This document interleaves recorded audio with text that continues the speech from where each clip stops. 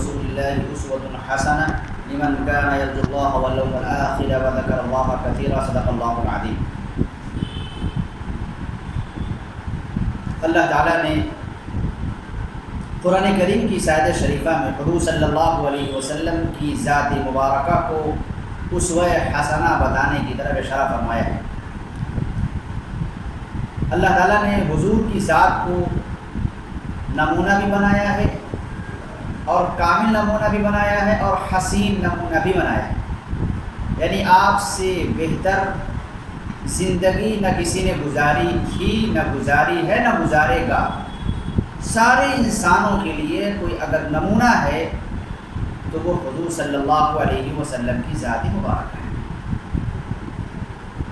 اور اللہ کے بعد کسی کا مقام ہے تو وہ حضور صلی اللہ علیہ وسلم آخری نبی سید الاولین والآخرین محمد بن عبداللہ الامین کا ہے۔ جس طرح اللہ تعالیٰ نے آخری شریعت اسلام کو قیامت تک کے لیے اختیار کرنے اور اس پر چلنے کے لیے لازم قرار دیا ہے، جیسا کہ فرمایا ان الدین عند اللہ الاسلام، کہ اللہ کے نزدیک دین اگر کوئی معتبر اور قابل اعتبار ہے تو وہ اسلام ہی ہے، اور آگے فرمایا وَمَن يَبْتَغِ غَيْرَ الْإِسْلَامِ دِينًا فَلَن يُقْبَلَ مِنْهُ، اسلام کو چھوڑ کر کسی اور طریقے کو، شریعت کو، مذہب کو کوئی شخص اختیار کرتا ہے، اللہ کے نزدیک وہ ہرگز قابل قبول ہے۔ تو جس طرح اسلام آخری دین، آخری مذہب، اسی طریقے حضور صلی اللہ علیہ وسلم کی ذات مبارکہ تا قیامت سارے انسانوں کی کامیابی اور کامرانی کے لیے اسوہ حسنہ اور اسوہ کامل ہے۔ آپ کی ذات مبارکہ کی آمد سے پہلے دنیا جن پریشانیوں، جن خطرناکیوں اور جن مسائل اور مشکلات سے دوچار تھی اور جن جرائم کا ارتکاب کر رہی تھی، وہ سننے کے بعد، پڑھنے کے بعد، جاننے کے بعد انسان کو خود شرم محسوس ہونے لگی کہ انسان کس حد تک گر چکا تھا۔ انسان انسانیت کو بھلا بیٹھا تھا، انسان دنیا کی سب سے ذلیل اور سب سے بے قیمت چیز بن چکا تھا کہ چھوٹی چھوٹی چیزوں کے لیے، چھوٹی چھوٹی باتوں کے لیے آپس میں خون خرابے کا ہونا، لڑائی جھگڑوں کا ہونا، انسان کا قتل کر دینا یہ عام بات ہو چکی ہے۔ برائی کا کوئی ایسا عمل، ایسی قسم نہ تھی جس کا ارتکاب انسان نہ کرتا ہو، اور انسان دوسرے انسان کی تکلیف میں اپنی راحت، دوسرے کے کرب میں اپنا سکون محسوس کرتا ہے۔ حضور صلی اللہ علیہ وسلم کی تشریف آوری ایسے ماحول میں اور ایسے حالات میں ہوئی کہ گویا کہ آپ کی آمد ساری انسانیت کے لیے ایک سعادت کا باعث بنی، خوش نصیبی کا ذریعہ بنی۔ انسان کو زندگی جینے کا نیا سلیقہ میسر ہوا، اور جو زمین کا آسمان سے رشتہ ٹوٹ چکا تھا، منقطع ہو چکا تھا، اس رشتے کی تجدید آپ کے ذریعے سے ہوئی۔ وحی کا سلسلہ، اللہ کے پیغامات، اللہ کے ارشادات کا سلسلہ پھر سے جاری ہوا، اور انسان جو بھول گیا تھا، بھٹک گیا تھا، راستے کو چھوڑ چکا تھا، اللہ تک رسائی کو اس کو راستہ میسر نہیں تھا، اللہ تعالیٰ نے آخری نبی محمد رسول اللہ صلی اللہ علیہ وسلم کے ذریعے سے انسان کو راستہ عطا فرمایا۔ آپ کی آمد ماہ ربیع الاول میں ہوئی۔ ربیع موسم بہار کو کہتے ہیں، جس طرح اس مہینے کے نام کے معنی بہار کے ہیں، اسی طرح آپ کی آمد بھی بہار ثابت ہوئی۔ آپ کی آمد اس مہینے میں 9 تاریخ کو ہوئی۔ آپ صلی اللہ علیہ وسلم اس دنیا کے اندر آئے، دنیا کو اللہ کی مرضی کے مطابق کامل نظام عطا فرمایا، دیا، اور یہ بتا دیا کہ اللہ کی مرضی کیا ہے اور اللہ کی ناراضگی کیا ہے، اور آپ نے وہ مثالی زندگی گزاری جس زندگی کو گزارنے کے بعد ہی انسان کامیابی کے خواب دیکھ سکتا ہے۔ اسی لیے اللہ نے فرمایا لقد کان لکم فی رسول اللہ اسوۃ حسنہ، کہ جس طرح ایک شخص مکان کو تعمیر کرے، اگر بغیر نقشے کے تعمیر کرے گا تو حسین و جمیل نہیں ہو سکتا، لیکن نقشے کو دیکھ کر کسی سے نقشہ بنوا کر مکان کو تعمیر کرے گا تو ساری چیزیں مرتب ہوں گی، بہترین ہوں گی اور اچھی سے اچھی وجود میں آئیں گی۔ اللہ تعالیٰ نے اپنے نبی کے ذریعے سے زندگی، حسین زندگی کا ایک نقشہ کھینچا، ایک محل تعمیر کیا، ایک قصر شامخ کی بنیاد ڈالی اور دنیا کے انسانوں کو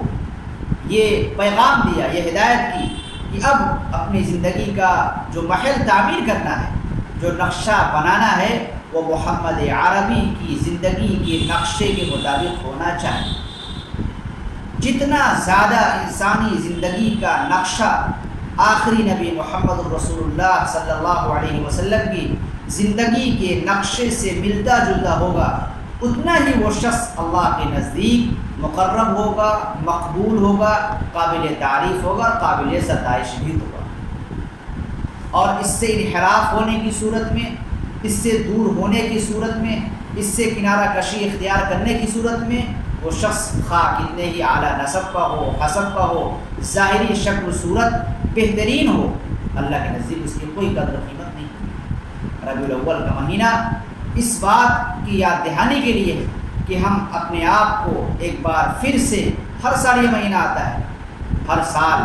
جب زندگی ملے تجدید عہد کرتے رہیں اور معاہدے کو تازہ کرتے رہیں اللہ سے کہ ہم اپنے نبی کریم صلی اللہ علیہ وسلم کو، جو آخری نبی ہیں، سید الاولین والآخرین ہیں، ان کی زندگی کو سب سے بہترین جانتے ہیں، پہچانتے ہیں، سمجھتے ہیں اور اسی کے مطابق زندگی گزارنے کی کوشش بھی کرنی ہے۔ ربیع الاول کا مہینہ اس لیے ہے، یہ اس لیے نہیں کہ اس مہینے کی آمد کے بعد غیر شرعی اعمال کو انجام دیا جائے، غیر شرعی افعال کو کیا جائے، جو چیزیں شریعت سے ثابت نہ ہوں وہ اس مہینے کے اندر انجام دی جائیں، یہ اس مہینے کے احترام کے خلاف ہے، یہ حضور کی آمد کی برکت کے خلاف ہے۔ آپ اس مہینے کا احترام، اس مہینے کا تقاضا یہ ہے کہ ہر اسلام کا شخص، اسلام سے وابستہ فرد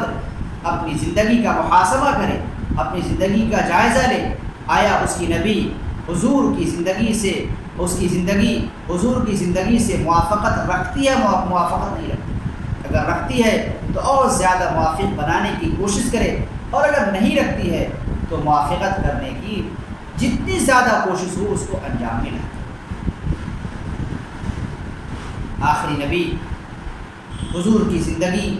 سے فائدہ اٹھانے کے لیے، استفادے کے لیے سب سے پہلی شرط یہ ہے کہ آپ سے جو تعلق ہو وہ تعلق دل کا ہو، وفادارانہ ہو، محبت کا ہو اور صداقت پر مبنی تعلق۔ صحابہ کرام کی زندگی جو کسی وقت بے مثال تھی اور آپ صحابہ کرام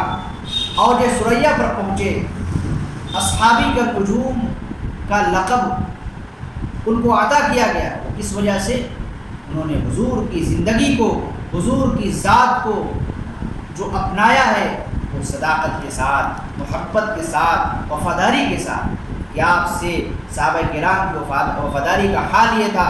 چاہت اور محبت کا حال یہ تھا کہ سولی پر چڑھے ہیں، گردن میں پھندا لگا ہوا ہے، جان نکلنے کو ہے، موت کو گلے لگانے کے قریب ہیں، دشمن اسلام کہتا ہے کہ کیا آپ یہ پسند کریں گے کہ آپ کی جگہ پر محمد عربی کو کھڑا کر دیا جائے اور آپ اپنے گھر میں سکون سے ہوں؟ یہ پسند ہے۔ صحابی جواب دیتے ہیں یہ تو بہت بڑی بات ہے، بہت اونچی بات ہو گئی، ہمیں تو یہ بھی گوارا نہیں، ہمیں تو یہ بھی پسند نہیں کہ حضور صلی اللہ علیہ وسلم کے قدم مبارک میں ایک کانٹا چبھ جائے اور ہم اپنے گھر میں سکون سے پڑیں۔ کانٹا بھی چبھنا حضور کے قدم مبارک میں یہاں تک گوارا۔ اور شاعر، عربی شاعر مشہور صحابی حسان بن ثابت رضی اللہ تعالی عنہ حضور کی تعریف فرماتے ہیں، وَأَحْسَنَ مِنْكَ لَمْ تَرَ قَطُّ عَيْنِي وَأَجْمَلَ مِنْكَ لَمْ تَلِدِ النِّسَاءُ خُلِقْتَ مُبَرَّأً مِنْ كُلِّ عَيْبٍ كَأَنَّكَ قَدْ خُلِقْتَ كَمَا تَشَاءُ فَإِنَّ أَبِي وَوَالِدَهُ عِرْضِي لِعِرْضِ مُحَمَّدٍ مِنْهُ بِقَابٍ وَأَحْسَنَ مِنْكَ لَمْ تَرَ قَطُّ عَيْنِي۔ اے اللہ کے نبی کریم صلی اللہ علیہ وسلم، آپ سے حسین، حسن سے لبریز انسان کو کسی آنکھ نے دیکھا ہی نہیں۔ وَأَجْمَلَ مِنْكَ لَمْ تَلِدِ النِّسَاءُ، اور آپ سے جمیل کسی خاتون نے، عورتوں نے بچے کو جنا ہی نہیں۔ خُلِقْتَ مُبَرَّأً مِنْ كُلِّ عَيْبٍ، سارے عیوب نقائص سے آپ ایسے پاک پیدا کیے گئے، كَأَنَّكَ قَدْ خُلِقْتَ كَمَا تَشَاءُ، جیسا کہ آپ اپنی مرضی کے مطابق پیدا ہوئے۔ آگے شاعر حضور سے اپنی قربت اور اپنے تعلق کا اظہار کرتے ہوئے فرماتا ہے شاعر، فَإِنَّ أَبِي وَوَالِدَهُ وَعِرْضِي، میرے باپ، میرے دادا اور میری خود کی جان، خود کا وجود، لِعِرْضِ مُحَمَّدٍ مِنْ كُلِّ قَابٍ، میری عزت، حضور کی عزت کے تحفظ کے لیے، حضور کی عزت کی حفاظت کے لیے، اس کی بچاؤ کے لیے قربان۔ ایک خاتون حضور سے ایسی وابستگی، ایسا تعلق رکھتی ہیں کہ آپ کسی غزوے سے واپس ہوتے ہیں تو پوچھتی ہیں حضور کیسے ہیں؟ جواب ملتا ہے کہ تیرے شوہر کا انتقال ہو گیا، شہید ہو گئے۔ وہ سوال کرتی ہیں حضور کیسے ہیں؟ پھر جواب ملتا ہے تیرے بھائی کا انتقال ہو گیا۔ پھر سوال کرتی ہیں حضور کیسے ہیں؟ پھر جواب ملتا ہے تیرے باپ کا انتقال ہو گیا۔ الغرض کئی لوگوں کا تذکرہ آیا لیکن سوال حضور سے متعلق ہے۔ جب جواب ملتا ہے حضور خیر و عافیت سے ہیں، تب وہ جملہ جو ارشاد فرماتی کل مصیبت بعدک جلل، کہ حضور کے بعد نبی کریم صلی اللہ علیہ وسلم کے حفاظت اور محفوظ ہونے کے بعد ساری کی ساری مصیبتیں، پریشانیاں، خواہ وہ کتنی بڑی ہوں، وہ سب کی سب ہیچ ہیں، معمولی ہیں، بے حقیقت ہیں۔ یہ چیزیں بتاتی ہیں کہ صحابہ کرام خواہ وہ خواتین ہوں یا مرد ہوں، سب حضور سے غایت درجے محبت کا تعلق رکھتے تھے۔ اور دوسری جو شرط ہے حضور کی زندگی اور حضور کی سیرت سے فائدہ اٹھانے کی، وہ شرط یہ ہے کہ حضور کی زندگی کو پڑھا جائے، حضور کی زندگی کا مطالعہ کیا جائے، حضور کی زندگی کو سنا جائے، سمجھا جائے۔ آج ہم حضور کے نام کو تو جانتے ہیں کہ آپ کا نام محمد تھا، والد کا نام عبداللہ تھا، والدہ کا نام آمینہ تھا، اور دو چار چیزیں جانتے ہوں گے کہ آپ کی زندگی 63 سالہ تھی، 40 سال میں نبی بنائے گئے، 53 جب سال ہوئی تو آپ جو ہے ہجرت کر گئے، 13 سال مدینے میں مکے میں رہے نبوت کی بعثت کے بعد، اور 10 سال مدینے میں رہے۔ یہ موٹی موٹی باتیں جانتے، لیکن اب نبی کی زندگی غیروں کے ساتھ، دشمنوں کے ساتھ، اپنوں کے ساتھ، پرائیوں کے ساتھ، اور سماجی اعتبار سے آپ کیسے تھے، کیا زندگی گزاری آپ نے، کیسے جو ہے دنیا کو نمونہ پیش کیا، نمونہ دیا۔ اس زندگی کا جب تک مطالعہ نہیں کیا جائے گا، جب تک پڑھا نہیں جائے گا، تب تک نبی سے صحیح طور پر نہ تو محبت پیدا ہوگی اور نہ نبی کی زندگی سے صحیح طور سے استفادہ کیا جا سکے گا۔ آج ہمارے گھروں میں ہمارے بچے بچیاں، بڑے چھوٹے، بڑی بڑی ڈگریاں حاصل کرتے ہیں، انجینئر بن رہے ہیں، ڈاکٹر بن رہے ہیں، اور نہ جانے کیا کیا بن رہے ہیں، ساری کتابیں پڑھنے کو تیار، بڑی سے بڑی کتابیں، اور پڑھائی کے نام پر گھنٹوں گھنٹوں قربان کرتے ہیں۔ لیکن اگر ان سے پوچھا جائے کہ آپ کے نبی کریم صلی اللہ علیہ وسلم، جو آپ کے نبی، سارے عالم کے نبی، قیامت تک کے لیے نبی بنا کر بھیجے گئے، ان کی زندگی کے بارے میں پڑھا، ان کی زندگی کے بارے میں جانا، ان کی زندگی کے متعلق جو کتابیں لکھی گئیں علماء کرام نے عرق ریزی کے ساتھ اور مغزماری کے ساتھ، جافشانیوں کے ساتھ، قربانیوں کے ساتھ حضور کی ایک ایک چیز کو محفوظ رکھا، حوالہ قرطاس کیا، اس کا آپ نے مطالعہ کیا، تو جواب یہ ملے گا حضور کی زندگی کا مطالعہ نہیں کیا۔ اس لیے ضرورت اس بات کی ہے کہ حضور کی سیرت سے فائدہ اٹھایا جائے، اس کو اختیار کیا جائے، اس کو پڑھا جائے، اور حضور کی زندگی سے استفادہ جب ہی ہو سکے گا جب آپ سے تعلق محبت کا ہو، آپ سے تعلق وفادارانہ ہو۔ دوسری شرط یہ ہے کہ حضور کی زندگی کا، آپ کی سیرت کا مطالعہ گہرائی سے کیا جائے اور